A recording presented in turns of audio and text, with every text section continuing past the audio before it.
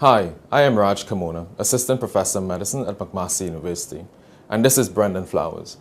Brendan is a clinical clerk here at McMaster. Over the next few minutes, we will demonstrate examination of the hand and wrist. There are a couple of things I want you to keep in mind though. Firstly, pain in the hand can arise from any of the structures within the hand.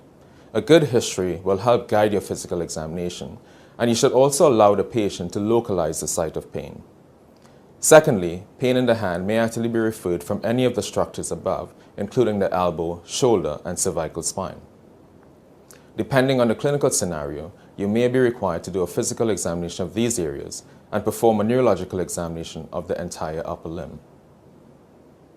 For the purposes of this video, however, we will focus only on examination of the hand and wrist. Our demonstration will be structured into surface anatomy, inspection, palpation, range of movement, special test and functional assessment, and then we will finish off with a quick neurological screen.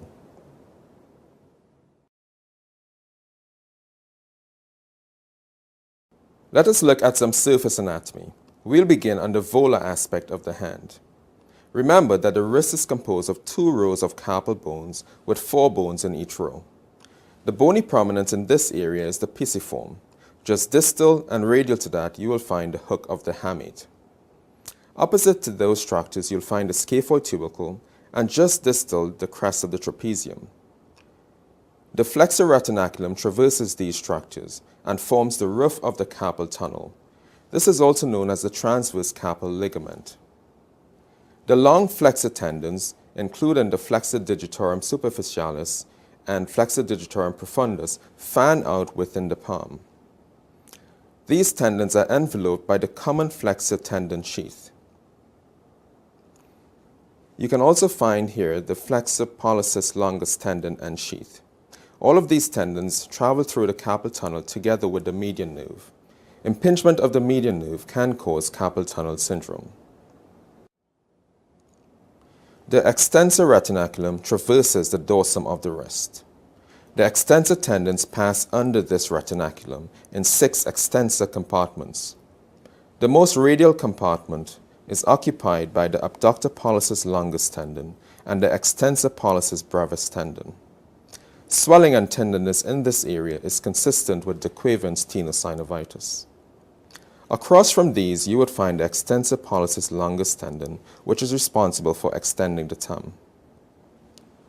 Between these tendons is the anatomic snuff box. I will demonstrate this by having Brendan raise his thumb against resistance. Now, within this anatomic snuff box, there are several important structures. The proximal border is formed by the radial styloid. The floor is formed by the scaphoid bone. Just distal to that, you may be able to feel a bit of the trapezium, and then the first CMC joint. The extensor tendons are wrapped in tenosynovial sheets, which extend about 2.5 centimeters proximal and distal to the retinaculum. Swelling and tenderness here may indicate extensor tenosynovitis, and a well-defined superficial bulge may form with wrist extension. This is known as the tuck sign. I would now move on to the MCP joint. The main point that I want to make here is that the joint space is actually about 1 centimeter distal to the tip of the knuckle. This is important when palpating for effusions. The PIP and DIP joint space correspond to the flexor crease.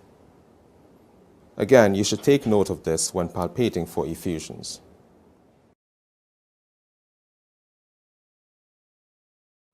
As with any other examination, you should ensure adequate exposure. In the case of the hands, this should be at least above the level of the elbows. You can put the patient's hands on a pillow and compare both sides. Now, there are tons of potential findings on inspection of the hands, and these would be driven by the underlying disease process. It is beyond the scope of this video to describe all of these.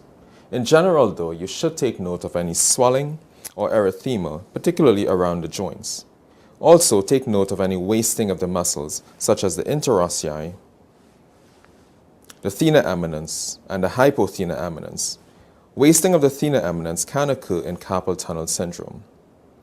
You should be familiar with the findings in common disorders. For example, in osteoarthritis, you may find squaring of the wrist, which is due to prominence of the first CMC joint.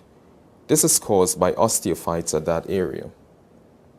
In osteoarthritis, you may also find bony enlargement of the PIP joints, known as Bouchard's nodes, and enlargement at the DIP joints, known as Heberdin's nodes. In rheumatoid arthritis, one may find swelling at the wrist, prominence of the ulnar head, radial deviation at the wrist, and ulnar deviation at the MCPs, sometimes with subluxation. Swelling at the MCPs and PIPs are fairly common in rheumatoid arthritis. Typically, though, the DIPs are spared in RA. In patients with long-standing rheumatoid arthritis, you may notice some classic deformities, such as Z deformity of the thumb, with flexion at the MCP and extension at the IP joint. You may also find Boutonier's deformity, with flexion of the PIP and extension of the DIP joint, and swan neck deformity, with extension of the PIP and flexion of the DIP joint. In psoriatic arthritis, you may find psoriasis of the skin, particularly on the extensor surfaces, involvement of any of the joints, including the DIPs. You may find swelling of an entire digit, which is known as a sausage digit or dactylitis. And you should also take note of any psoriatic nail changes, such as pitting and onycholysis. In vasculitis, one may see splinter hemorrhages and nail fold infarcts.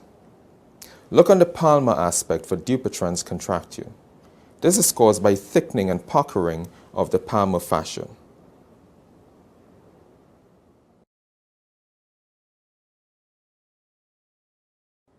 Begin with a general firm palpation while observing the patient for tenderness. For example, you can start across the wrist. Palpate the ulnar head. You can find the piano key sign here, which I would describe later. You can also palpate the ulnar styloid, the triquetrum, and in between these you can find the TFCC or triangular fibrocartilaginous complex. Tenderness in this area may indicate TFCC pathology such as a tear. Also palpate the APL or abductor pollicis longus and EPB or extensor pollicis brevis tendons. Tenderness and swelling in this area is consistent with de Quervain's tenosynovitis. You should also palpate within the anatomic snuff box for the radial styloid, the scaphoid, the triquetrum, and the first CMC joint. You may feel crepitus here by rotating the thumb. This indicates osteoarthritis in the first CMC. Also palpate over the scaphoid tubercle, the pisiform, and the hook of the hamate, as well as along the metacarpals for tenderness. Tenderness and swelling along the metacarpal may indicate prior injury such as a fracture. I would now demonstrate some specific techniques for palpating for joint effusions. You should also note any tenderness as you do this. For a wrist effusion, slide your thumb down the middle of the wrist until the tip of your thumb slides into the radiocarpal joint space. Press in to check for a tense or boggy sensation, which would suggest an effusion. Then slide the tip of your thumb over the radial margin. This should feel like skin sliding over bone. If the margin is difficult to feel, there may be a wrist effusion. The other common method is ballottement. Apply both thumbs over the radiocarpal joint space. Then, with one thumb firmly applied, press in with the other to see if you can push fluid across to displace the other thumb. Use enough pressure to blanch your nail bed. You can then switch thumbs. Be careful about ballotting normal soft tissues, though, and misinterpreting this as an effusion. We would now assess for an MCP effusion. The first thing to remember is that the joint line is actually about 1 centimeter distal to the tip of the knuckle. To palpate the MCPs, we use the four-finger technique. You can use your middle or index fingers to support the underside of the joint being examined, and use the tips of your thumbs to feel the dorsal aspect. Make sure that the MCPs are sufficiently flexed. If the fingers are extended, the joint may actually feel full as though there is an effusion.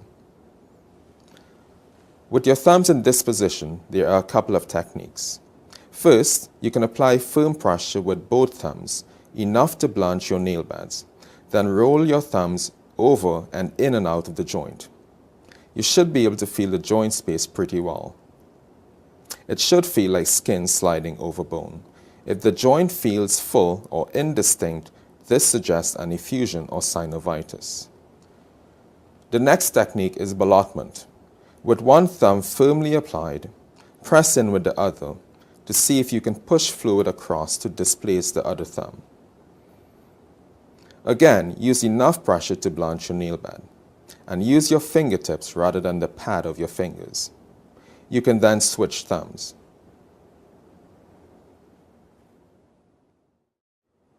For PIP effusions, we also use a four-finger technique. Apply your thumb and index fingers to the dorsal and volar aspects of the joint. Apply firm pressure enough to blanch your nail bed. This will push any fluid to the side of the joint. Then feel with your fingertips for a boggy or spongy sensation, similar to squeezing a grape. This would suggest a joint effusion. Most importantly, make sure that your fingers are over the joint line. This corresponds to the flexor crease. If your fingers are a bit proximal, it would feel like an effusion as you palpate the soft tissues. You can actually do this to get an idea of what a joint effusion feels like. Again, use your fingertips rather than the pads of your fingers. You can also try to ballot fluid back and forth while feeling for shifting fluid, first with one hand and then with the other. We use the same four-finger technique for the DIPs and the first MCP joint.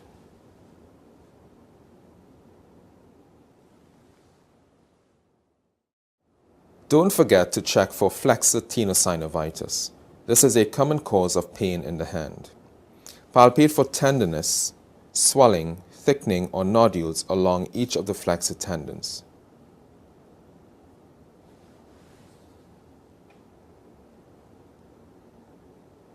With your fingers over each tendon, passively flex and extend the finger, feeling for any tendon nodules, clicking, or catching.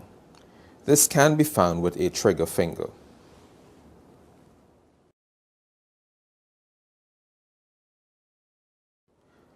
Range of movement should be done actively, then followed by passive assessment of a particular joint or finger if any abnormalities are detected.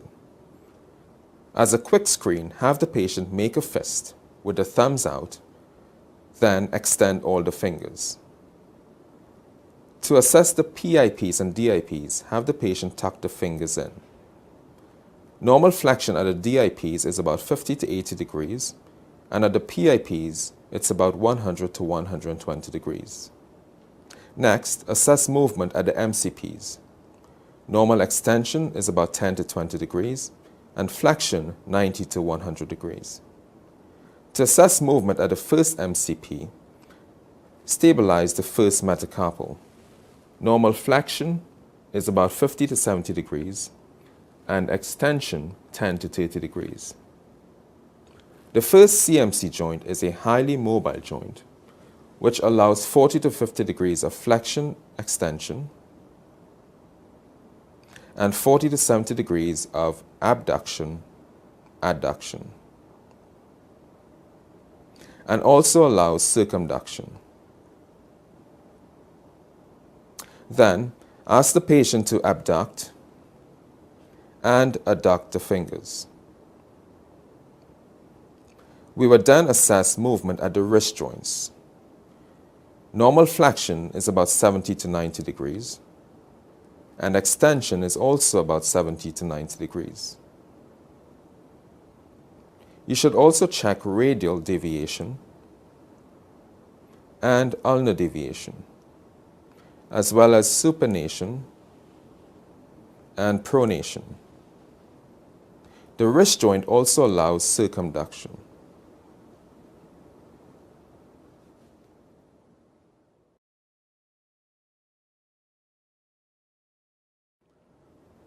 We will now perform stability testing. You can gently try to sublux the wrist by stabilizing the forearm and moving the hand back and forth. A small amount of movement here is normal.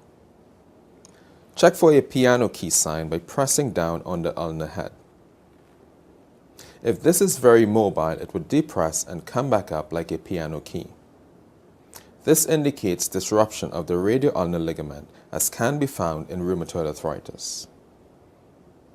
You can also assess the MCP joints for dorsal and volar instability. This is similar to the anterior and posterior draw test of the knee.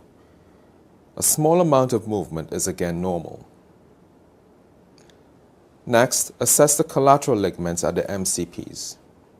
With the MCPs extended, there is normally a fair degree of movement.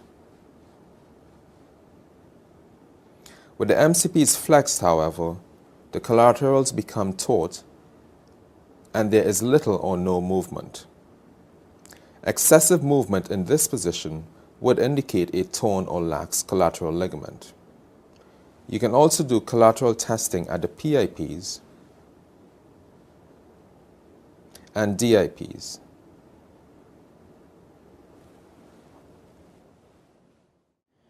Carpal tunnel syndrome is caused by impingement of the median nerve as it travels through the carpal tunnel. The roof of this tunnel is formed by the flexor retinaculum. To perform the Tinel's test, percuss over the retinaculum. In a positive test, the patient will experience paresthesias in the radial 3.5 fingers. The next test for carpal tunnel syndrome is the Phelan's test. This is done by maintaining wrist flexion for 60 seconds. Paresthesias in the fingers constitute a positive test. We will then move on to the Finkelstein's test. This is a test for tenosynovitis of the abductor pollicis longus and extensor pollicis brevis tendons. This is also known as de Quervain's tenosynovitis, as we previously described. Get the patient to make a fist with the thumb tucked in and then passively bring the wrist into ulnar deviation. Pain along this area is a positive test. There are a number of things you can do for functional assessment. Importantly, assess the grip strength. Don't let my fingers go. You can assess the pincer grasp by having the patient pick up a coin or hold on to a sheet of paper.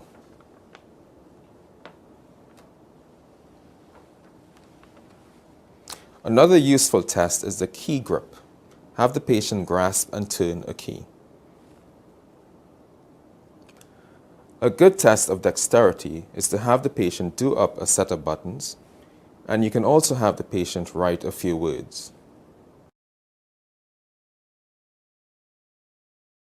We will now finish off with a quick neurological screen. For power assessment, assess the grip strength. This assesses power at the MCPs, PIPs, and DIPs.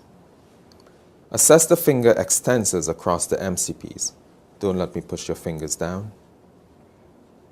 And the finger flexors across the MCPs. Don't let me push your fingers up. The dorsal and palmar interossei are intrinsic muscles of the hands and are supplied by the ulnar nerve. Test the dorsal interossei by having the patient abduct the fingers. Don't let me squeeze your fingers in. Test the palmar interossei by having the patient adduct the fingers. Don't let me spread your fingers out. Thumb abduction, flexion, and opposition are supplied by the median nerve. You can assess power here. Don't let me push your finger down. Don't let me break the ring. And you can do this at each of the fingers.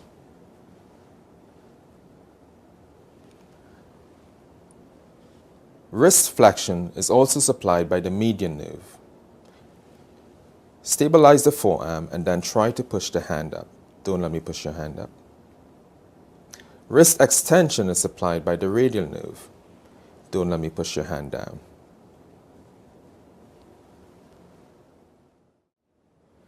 As a quick sensory assessment, you can use a wisp of cotton, ask the patient to close their eyes, and say yes when they feel the cotton.